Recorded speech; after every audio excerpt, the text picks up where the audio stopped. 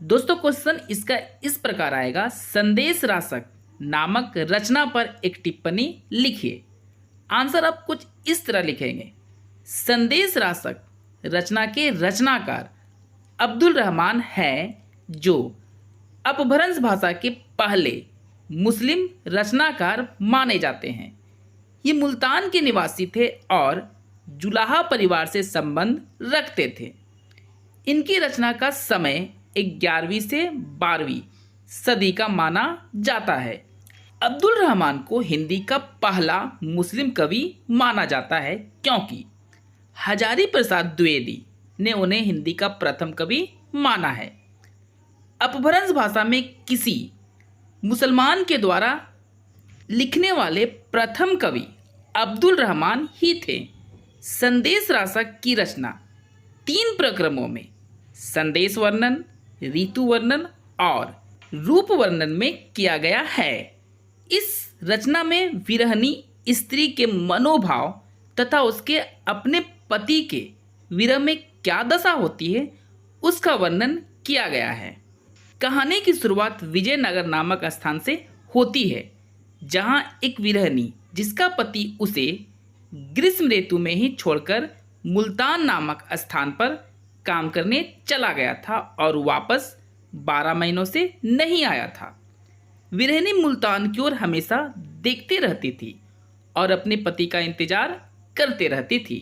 एक दिन विरहनी को दूर से आता हुआ एक पथिक दिखाई देता है, जो काफी जल्दी में था। विरहनी ने पथिक को रोका ताकि वह उसे अपनी दुर्दशा के बारे में संदेश दे सके। पथिक जल्दी में था, लेकिन विरहनी के बार बार आग्रह करने पर वह रुक जाता है।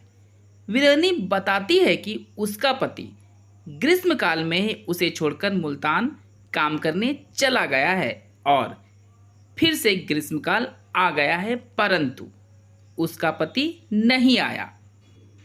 पथिक विरहनी के बुरे हालात को देखकर अपने क्षेत्र की सामाजिक स्थिति, जहां स्त्रियां खुशहाल जीवन बिताती है, उसके बारे में विरहनी से कहता है।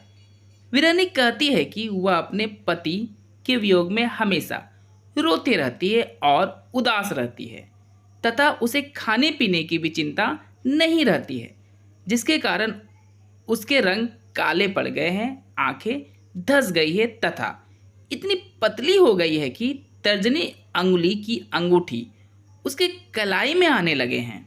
जब पथिक विरहनी की सारी बातें सुन लेता है, जो काफ़ी दुख तकलीफ़ों से भरी हुई थी, तब पथिक वहाँ से आने लगता है। तब विरहनी ने उसे फिर से रोका और उसे एक पत्र देते हुए बोली कि यह पत्र मेरे पति को दे दीजिएगा और उनसे बोलिएगा कि क्या तुम्हें अपनी सुंदर पत्नी की कभी याद नहीं आती, और यह भी बोल दीजिएगा कि क्या तुम्हारे लिए पत्नी से ज़्यादा महत्वपूर्ण पैसे ही हो गए हैं। पथिक संदेश लेकर वहाँ से चला जाता है। पथिक के जाने के थोड़े समय के बाद ही विरहनी को मुल्तान के रास्ते से दूर से आता हुआ उसका पति दिखाई देता है। पति को आते देख विरहनी की खुशी का ठिकाना नहीं रहता है। इस तरह इस कहानी का अंत पति पत्नी के मिलन और खुशी के साथ होता है। दोस्तों अंत में आपको ये लाइन जरूर लिखना है, मिलन अंत है मधुर प्रेम का और विरह जीवन है।